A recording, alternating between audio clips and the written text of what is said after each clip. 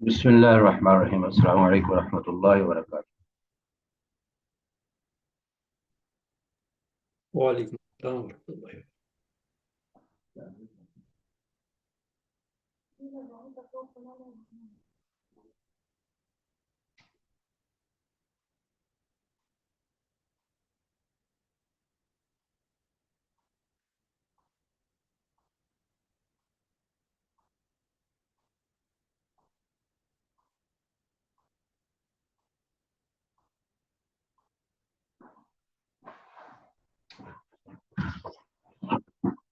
अच्छा जी, आज हम अपनी गुफ्तगू को आगे बढ़ाते हैं और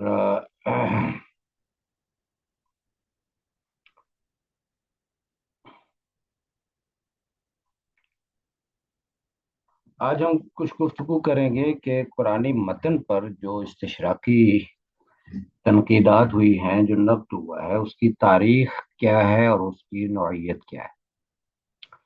तो इस हवाले से कुछ मुख्तसर गुफ्तगू करते हैं, फिर उसके बाद अगर आपके कुछ सवालात इस हवाले से हुए तो उनको देख लेंगे।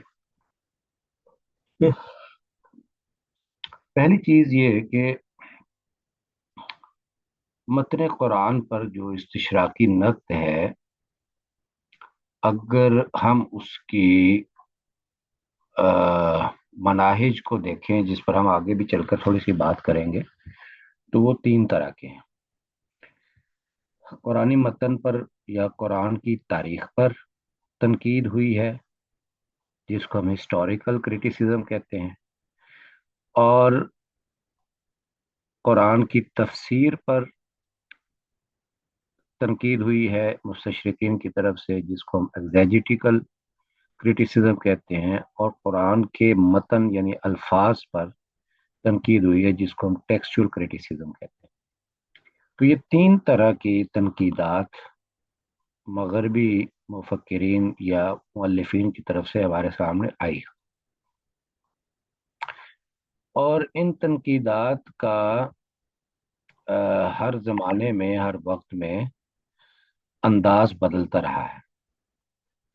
17वीं सदी ईस्वी या उससे पहले अगर हम देखते हैं, तो ये तनकीदात उमूमी नौइयत की थी, और एक तकाबली नौइयत उसमें पाई जाती थी, जिसमें कुरान का बाइबल से तकाबुल करने का एक अंदाज रहा है 17वीं सदी ईस्वी और उससे पहले।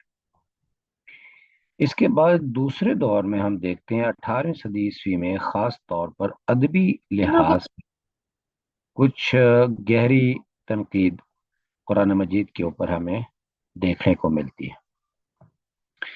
जबकि 19वीं सदी ईस्वी में फिनोमेनोलॉजिकल अप्रोच के साथ नक़द किया गया, यानी मुख्तलिफ खित्तों के मुस्तशरिकीन ने अपने अपने अंदाज में कुरान पर नक़द करना शुरू किया, जिसमें जर्मन मुस्तशरिकीन थे, इसी तरह कुछ मगरबी मुस्तशरिकीन, अमरीकी मुस्तशरिकीन थे, कुछ बरतानी मुस्तशरिकीन थे।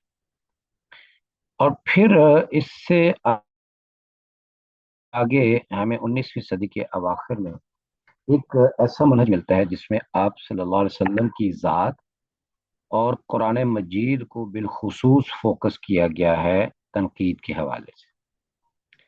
जबकि अगर हम मुआसिर सदियों में यानी 20वीं सदी में देखें, तो ज़्यादातर जो कुरान के ऊपर नक़्द हुआ मगरब की तरफ से, वो इसके मतन पर हमें नज़र आता है। वो ग्रामर के ऊपर हो, वो कुरान मजीद के उसलूब पर हो, वो कुरान मजीद के रस्म पर हो, किराआत पर हो, तो ये हमें बड़ा गहरा नक़्द जो है वो पिछली सदी में देखने को मिलता है। अब मैं कुछ आपके सामने मुस्तशरिकीन ने जो कुरान मजीद के बारे में कुछ किताबें लिखी हैं, ये उसकी एक फहरिस्त आपके साथ में शेयर कर रहा हूँ। डॉक्टर अब्दुल जफर मरहूम ने उलूमुल कुरान फ़न्नी फ़िक्री और तारीख़ी मुतालिक किताब उनकी छपी थी नशरियात लाहौर से 2017 में। तो उसमें उन्होंने कुछ मुस्तशरिकीन और जो उन्होंने कोई काम किया या उनकी किताबें हैं, उनकी एक फहरिस्त मुरतब की। तो उसी फहरिस्त को मैं आपके सामने ये पेश कर रहा हूँ कि کچھ نمایاں مغربی لکھاریوں نے جو قرآن کے بارے میں لکھا ہے، تو یہ اس کی ایک ہمیں فہرست نظر آتی ہے۔ اس کے علاوہ بھی بہت سے کام ہیں، لیکن یہ نمایاں کام ہے جو یہاں پر میں آپ کے سامنے اسکرین پہ آپ کے ساتھ شیئر کر دوں۔ لیکن یہ جتنا بھی کام ہوا ہے، اس کی بنیاد 5-6 لوگ، ان سے آپ کا تعارف آج کروانا ہے۔ ایک ان میں بڑا نام جس پر معاصر یعنی پچھلے 150 سال کے مستشرقین نے اپنی تنقیدات کی بنیاد رکھی، ان میں ایک گسٹاف وائل ہے، ولیم میور ہے، اور الوائس سپرنگر ہے۔ چوتھا نام جو بہت زیادہ استعمال ہوتا ہے، خاص طور پر قرآنی تاریخ پر جو نقد ہوا ہے، وہ تھیوڈر نولڈکے کی کتاب ہے، جو کہ جرمن زبان میں اس نے لکھی تھی، گششتے ڈیس قرآن کے نام سے 1860 میں یہ کتاب چھپی تھی۔ تو یہ کتاب پھر اس کے بعد یوں سمجھیے کہ مستشرقین کے لیے قرآن پر نقد کرنے کے حوالے سے بنیادی مصدر رہا ہے اور آج تک۔ پانچواں نام ریجس بلاشیر کا ہے، یہ بھی مستشرق تھے۔ ان کا آگے چل کے میں آپ کو تعارف بھی کرواتا ہوں۔ اس کی کتاب ہے انٹروڈکشن ٹو دا قرآن۔ اس کتاب نے قرآنی متن پر جو نقد ہے اس کی گویا کہ ایک بنیاد رکھ دی تھی۔ اسی طرح چھٹا نام ہمیں ملتا ہے آرتھر جیفری کا۔ خاص طور پر قرآنی متن پر جو نقد ہے آرتھر جیفری کا، وہ ہمیں اس کی کتاب materials for the history of the text of the Quran, اور اس کی دوسری کتاب جو کہ عربی میں اس نے لکھی تھی، مقدمتان۔ تو ان دو کتابوں نے قرآنی متن کے اوپر بہت زیادہ نقد کیا، اور پھر اس کے بعد کے جو مستشرقین ہیں وہ اسی کو بنیاد بنا کر اپنی آگے تحقیقات کر رہے ہیں۔ ساتواں نام ہے گولڈ زہر کا۔ گولڈ زہر کی کتاب بنیادی طور پر تو جرمن زبان میں تھی، لیکن اس کو بعد میں فواد عبدالباقی اور کچھ لوگوں نے مذاہب التفسیر الاسلامی کے نام سے عربی میں بھی ترجمہ کیا، اور گولڈ زہر کی جو نقد ہے وہ قرآنی تفسیر کے اوپر ہمیں نظر آتی ہے۔ تو یہ بڑے وہ نام ہیں جن کی تحقیقات بعد کے مستشرقین کے لیے یوں سمجھیں کہ مرجع کی حیثیت رکھتی ہے۔ اب میں آپ کا ان کے ساتھ تھوڑا تفصیلی تعارف کروا۔ یہ جو بابا جی آپ کو نظر آ رہے ہیں، یہ گسٹاف وائل ہے۔ موجودہ جو آسٹریا ہے ملک، تو اس کا ایک بڑا مشہور اور خوبصورت شہر ہے سالزبورگ۔ تو یہ وہاں پہ پیدا ہوئے تھے، اور ابھی جو ان کی قبر ہے وہ جرمنی کے شہر فرائبورگ میں ہے۔ اس ٹائم میں جرمنی اور یہ آسٹریا سارے ایک ہی تھے، تو اس وجہ سے ان کو جرمن مستشرق ہی کہتے ہیں۔ ان کی یہ کچھ معروف کتابیں ہیں۔ گسٹاف وائل نے خاص طور پر عربی زبان، عربی ادب اور عربی تاریخ کے علاوہ بائبل اور قرآن کا تقابلی مطالعہ کیا، اور قرآن متن کی تاریخ کا موازنہ انہوں نے تالمود کی یہودی روایت کے ساتھ کیا ہے، اور پھر ان دونوں روایتوں پر جو حفاظت کے دعوے ہیں، قرآن کا اپنے بارے میں جو دعویٰ ہے اور اسی طرح تالمود کا جو اپنے بارے میں دعویٰ ہے، ان دعووں کا تقابل انہوں نے کیا ہے۔ تو جیسے میں نے بھی آپ کو بتایا تھا کہ 18ویں صدی سے پہلے ایک جرنل اور تقابل کرنے کا منہج تھا کہ قرآن کو بھی اسی طرح تنقید کا نشانہ بنایا جائے جس طرح مسلمان بائبل کو تنقید کا نشانہ بنا۔ دوسرا نام جو ہے وہ ابراہیم گائیگر کا ہے۔ ابراہیم گائیگر یہ بھی کہہ لیں کہ جرمن مستشرق ہیں، اور مذہبی طور پر یہ یہودی تھے، اور 19ویں صدی ان کا دورانیہ اور عہد ہے، یہ ان کے معروف کام ہیں، کچھ اس کی لسٹ دی ہے۔ یہ چونکہ یہودی عالم تھے جو کہ یہودیوں میں بھی ایک ریفارمسٹ کے طور پر جانے جاتے ہیں، اور یہودیوں میں قرآنیات کے ماہر سمجھے جاتے ہیں۔ گائیگر نے بون یونیورسٹی جرمنی میں عربی اور قرآن کی اسٹڈی کی، اور پھر اسی پر انہوں نے قرآن کے حوالے سے ایک مضمون لکھا تھا جرمن زبان میں، جو شائع ہوا تھا۔ تو اس میں وہ اصل میں تھا کہ آپ صلی اللہ علیہ وسلم اور قرآن کا ماخذ جو ہے وہ دراصل یہودی ذرائع اور یہودی متون ہیں۔ تو اسی پر ان کی پی ایچ ڈی تھی، the origins of the Quran classic essays on slums Holi بک۔ تو ابن وراق جو اس وقت بھی موجود ہیں مستشرق، انہوں نے اپنی کتاب میں ابراہیم گائیگر کی اس تحقیق کو چھاپا ہے۔ تو یہ بھی قرآن کے حوالے سے ایک ناقد سمجھے جاتے ہیں، ابراہیم گائیگر ان کا نام۔ اس کے بعد یہ تھیوڈر نولڈکے، جس کا میں آپ کو ابھی ذکر کر رہا تھا، یہ بھی جرمن مستشرق ہیں، اور 19ویں صدی ان کا عہد ہے۔ ان کی معروف کتابیں کی لسٹ آپ کے سامنے ہے، اور ان ساری کتابوں میں جو قرآن تاریخ پر نقد کے حوالے سے بنیاد بنی ہے وہ ان کی پہلی کتاب ہے، گششتے داس قرآن۔ تو تھیوڈر نولڈکے نے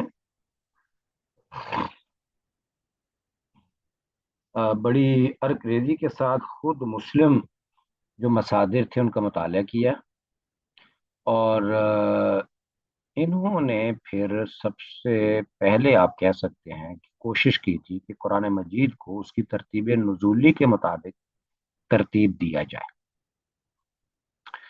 چونکہ وہ کہتے ہیں کہ اگر قرآن کو اس کے پورے صحیح ہسٹوریکل کانٹیکسٹ میں آپ نے سمجھنا ہے تو پھر اس کی ہسٹوریکل ترتیب آپ کو کرنی پڑے گی جس ترتیب سے یہ نازل ہوا ہے، کیونکہ موجودہ قرآن جو مسلمانوں کے پاس ہے وہ ترتیب نزولی کی بجائے ترتیب توقیفی پر ہے۔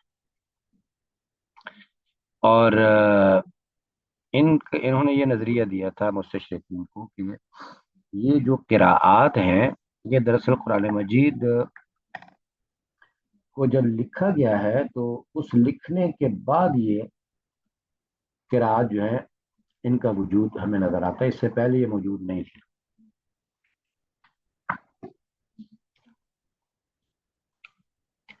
ہم گویا کہہ سکتے ہیں کہ نولڈکے وہ اولین مستشرقین میں سے ہے جس نے قرآنی متن پر اعتراضات کا باقاعدہ اور رسمی آغاز کیا تھا۔ ریجس بلاشیر یہ فرانسیسی مستشرق ہے، اور 20ویں صدی اس کا دورانیہ ہے۔ 1973 میں اس کی وفات ہوئی تھی۔ یہ اس کی معروف کتابیں ہیں، اور اس نے کتاب لکھی تھی القرآن نزول و تدوین، کہ قرآن کا نزول اور اس کی تدوین۔ اس نے بہت زیادہ شکوک و شبہات اپنی اس کتاب میں قرآن متن کے حوالے سے پیش کی، اور خاص طور پر آپ صلی اللہ علیہ وسلم پر جو نزول وحی کے وقت کیفیات ہوتی تھی ان کیفیات کو تنقیدی نگاہ سے دیکھا ہے۔ تو یہ بہت زیادہ ہمیں جانبدار نظر آتا ہے، اور بہت اس نے کڑی تنقید جو ہے وہ قرآن متن اور اسلام کے تصور وحی کے اوپر کی ہے۔ یہ گولڈ زہر ہے، اور بنیادی طور پر ان کا تعلق ہنگری سے تھا، اور 19ویں 20ویں صدی کے مستشرق ہیں۔ یہ ان کی کتابیں ہیں معروف، اور ان کی جو کتاب تھی وہ ہم ڈنیش اسٹوڈین، یہ کتاب اس کا ترجمہ پھر بعد میں ہوا تھا مذاہب التفسیر الاسلامی کے نام سے، جو عبد الحلیم النجار نے کیا تھا، جو قاہرہ سے بھی پھر چھپا۔ تو اس نے سبع احرف کی جو روایت ہے اس پر بہت زیادہ تنقید کی، اور اسی کی بنیاد پر اس نے قرأت قرآنیہ کو من گھڑت قرار دیا کہ یہ بعد کے لوگوں کی پیداوار ہے۔ اسی طرح قرآن مجید کے رسم الخط میں جو نقطوں کا نظام ہے اور زیر زبر سے خالی ہونے کی وجہ سے صحابہ کے مصاحف کے ساتھ تقابل کرتے ہوئے مصاحف عثمانیہ کا اس میں جو فروق ہیں ان کو اس نے بنیاد بنایا۔ ایک اور نام ہے گستاف لیبون کا۔ گستاف لیبون یہ بھی فرانسیسی مستشرق تھا اور 20ویں صدی کا یہ مستشرق ہے۔ یہ اس کی معروف کتابیں ہیں، اور اس نے کتاب حضارت العرب شائع کی تھی، the world of Islamic civilisation کے نام سے۔ تو اس کے دوسرے باب میں اس نے قرآن کی جمع و تدوین اور قرآن مجید کی ترتیب اور اس طرح کی مباحث کے اوپر اس نے بہت زیادہ نقد کیا ہے۔ اسی طرح یہ مارگولیت ہے، یہ بھی برطانوی مستشرق ہے 19ویں صدی کا، اور اس کی جو تنقیدات ہیں وہ بھی خاص طور پر قرآنی نص کے اوپر بہت زیادہ ہے، اور خاص طور پر جو اہل تشیع کا بھی ایک دعویٰ ہے کہ قرآن کا کچھ حصہ ضائع ہو گیا تھا، تو یہ اس روایت کو اس نے بہت زیادہ اچھالا ہے اور اس کو اس نے گویا کہ صحیح ثابت کرنے کی کوشش کی۔ ایک اور نام جان برٹن کا ہے، introduction to the Quran, the collection of the Quran, اس کی کتاب لکھی ہے اس نے۔ تو قرآن کی جمع و تدوین کے حوالے سے اس کے بنیادی اعتراضات ہیں، اور اس میں اس نے شکوک و شبہات پیدا کرنے کی، خاص طور پر حضرت زید بن ثابت رضی اللہ تعالیٰ عنہ کی شخصیت کے حوالے سے اس نے بہت زیادہ باتیں اور تنقیدات لکھی ہیں اس کتاب۔ یہ ایک بڑا نمایاں مستشرق ہے جس آرتھر جیفری کے نام سے۔ بنیادی طور پر تو یہ آسٹریلین نژاد تھا، لیکن بعد میں امریکہ میں رہا بہت لمبا عرصہ، اور وہیں پر اس کی وفات ہوئی ہے۔ تو اس کی کتابیں دا ٹیکسچوئل ہسٹری آف دا قرآن، یہ دوسری جنگ عظیم کے بعد، دوسری جنگ عظیم تک یہ جرمنی میں تھا، اس کے بعد یہ پھر امریکہ چلا گیا تھا۔ تو اس کی کتابیں material for the history of the text of the Quran, جس میں اس نے صحابہ کے مختلف مصاحف کا آپس میں تقابل کیا ہے، اور اس کے ہاتھ ایک کتاب لگی تھی ابن ابی داؤد کی، اس پر میں آگے چل کر بات کرتا ہوں۔ تو گویا آپ یہ سمجھے کہ مستشرقین کے جو اعتراضات ہیں وہ تین طرح کے ہیں، ان کو کیٹیگرائز کر سکتے ہیں: قرآن مجید کی تاریخ تدوین پر، قرآن متن پر، اور قرآن معانی۔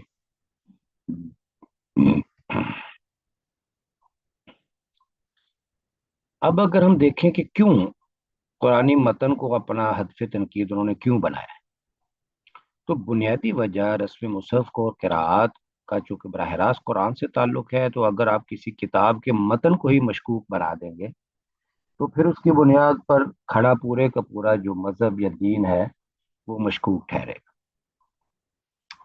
اور دوسرا مقصد یہ ہے کہ جس طرح بائبل میں عہد بہد تبدیلی ہوتی رہی ہے، اسی طرح قرآن متن میں بھی مختلف ادوار میں مختلف تبدیلیاں ہوئی، تو ان تبدیلیوں کو ثابت کر کے یہ ثابت کیا جائے کہ قرآن کا جو متن ہے وہ محفوظ نہیں، وہ بھی اسی طرح سے مضطرب ہے جس طرح سے بائبل کا۔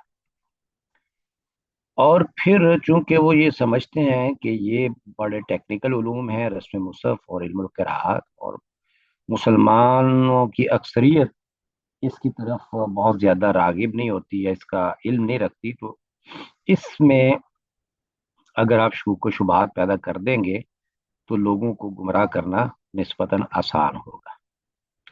چنانچہ ہم دیکھتے ہیں کہ جہاں پر ہمیں رسم میں یا قراءت میں کچھ تنوع ملتا ہے تو وہ اس کو قرآنی نظم ارتقاءات کا نام لیتے ہیں۔ تو ارتقاءات کا مطلب یہ ہوتا ہے کہ کوئی بھی ٹیکسٹ پچھلے دور سے مختلف ہو جاتا ہے، تو جب ٹیکسٹ مختلف ہو گیا تو پھر ظاہر بات ہے مشکوک ہو جائے گا۔ یہ دو کتابیں جس کا میں ابھی ذکر کر رہا تھا، آرتھر جیفری کی ایک کتاب material for the history of the text of the Quran, اس نے اس کتاب کو لکھا ہے جو آپ کو انتہائی بائیں طرف نظر آ رہی ہے، کتاب المصاحف۔ تو کتاب المصاحف یہ جو سنن ابی داؤد والے امام ابو داؤد ہیں ان کے بیٹے کی طرف منسوب ہے، عبداللہ بن ابی داؤد کی طرف۔ تو اس میں کتاب المصاحف کے اندر تقریباً 28 صحابہ کے مصاحف کے جو اختلافات ہیں مصاحف عثمانیہ سے، ان کو اس میں ثابت کرنے کی کوشش کی گئی ہے، گویا کہ باقی صحابہ کے قرآن مختلف تھے اور حضرت عثمان نے جو قرآن لکھا ہے وہ مختلف تھے۔ سو اگر ہم اس کے جواب کی طرف آئے تو دیکھیے، قرآن مجید یا قرأتوں کا میں نے آپ کو آغاز میں بتایا تھا پچھلی کلاس میں بھی کہ یہ جو اختلاف ہے یہ کنٹراڈکشن نہیں ہے بلکہ یہ ویریشن ہے، یا اس کو ہم تنوع کا اختلاف کہتے ہیں، یہ تضاد کا نہیں ہے۔ تو مستشرقین جو قرأت کے اختلاف کی بنیاد پر اپنے مفروضوں سے یہ نتیجہ اخذ کرتے ہیں کہ بائبل میں اگر اختلاف آئے تو قرآن میں بھی اختلاف ہے، بائبل کا اختلاف تضاد کی حد تک، قرآن میں کوئی اختلاف جو ہے وہ تضاد نہیں ہے بلکہ وہ تنوع ہے۔ اور دوسری بات یہ ہے کہ بائبل کا، قرآن کا بائبل سے موازنہ لاجیکل نہیں ہے، بنتا نہیں۔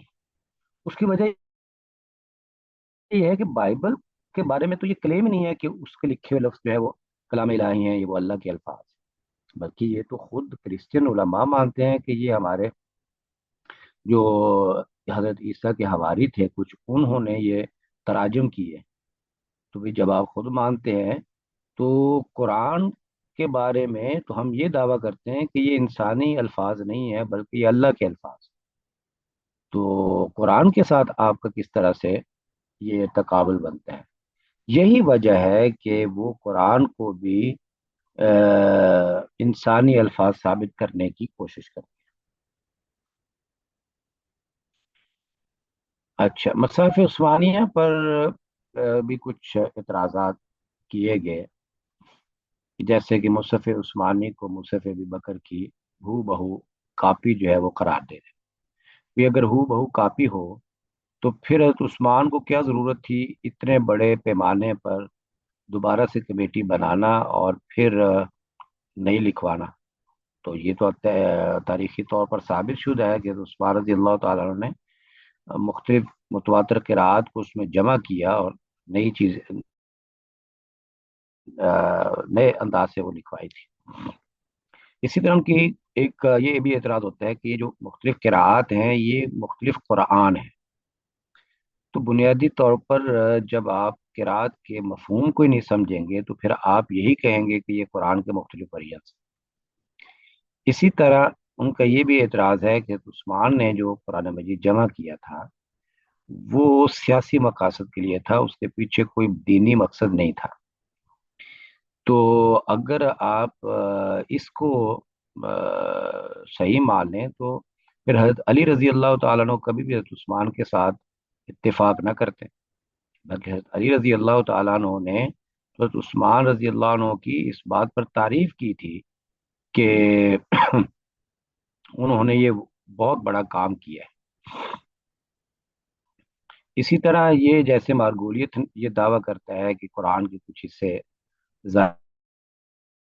یا حذف ہو گئے ہیں، تو دیکھیے بات یہ ہے کہ قرآن کی ایک آیت بھی اگر آگے پیچھے ہو جائے تو آپ کا کیا خیال ہے کہ باقی مسلمان اس پر خاموش رہیں گے؟ اگر حضرت عثمان کے دور میں یا اس کے بعد کے ادوار میں کہیں پر قرآن مجید کا کوئی حصہ اس میں سے حذف کر دیا جائے تو مسلمان کس طرح سے اس کو برداشت کر سکتے؟ اسی طرح قرآن مجید کے رسم الخط اور الفاظ میں گرامر کی اغلاط ثابت کرنے کی کوشش کی جاتی ہے، تو اس پر خیر بہت ساری کتابیں لکھی جا چکی ہیں۔ اسی طرح ایک یہ بھی دعویٰ کیا جاتا ہے کہ مصحف عثمانی جو ہے یہ صحابہ کا متفق علیہ مصحف نہیں، جبکہ ہم تاریخی لحاظ سے دیکھتے ہیں کہ 12,000 صحابہ جو اس وقت موجود تھے انہوں نے اس پر اجماع کیا، اس کے ساتھ اتفاق کیا اور اسی کو قبول کیا۔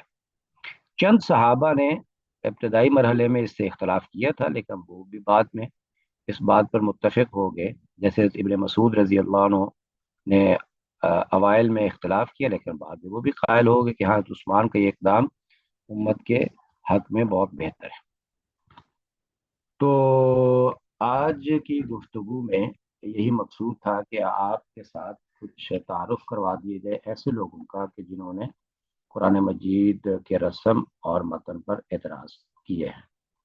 اگلی کلاس میں آپ کو کچھ بتاؤں گا کہ اس وقت مغرب میں قرآن متن کے حوالے سے کون سے منصوبہ جات جو ہے وہ چل رہے ہیں، تو یہ انشاءاللہ میں اگلی کلاس میں دیکھوں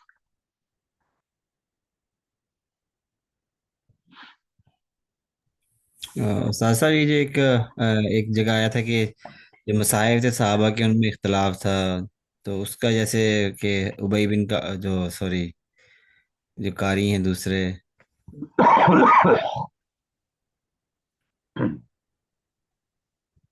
کون؟ کی، ابن مسعود؟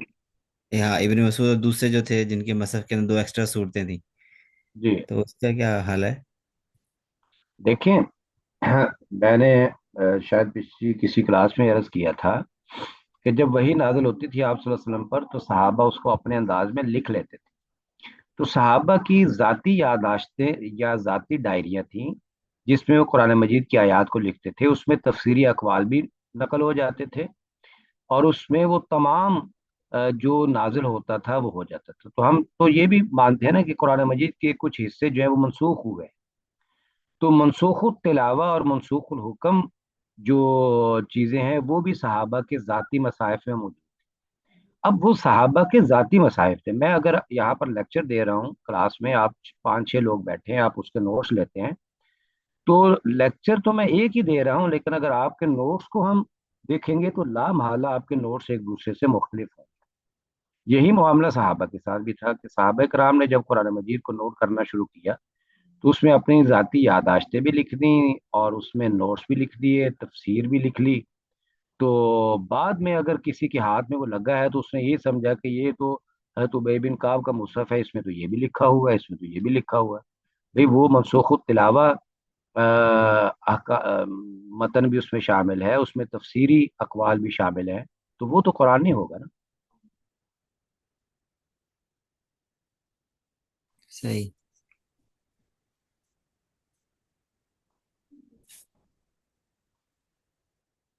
ٹھیک ہے جی، اگر کوئی سوال نہیں ہے تو پھر ہم اپنی کلاس کو مکمل کرتے ہیں، انشاءاللہ اگلے ہفتے ملاقات ہوگی۔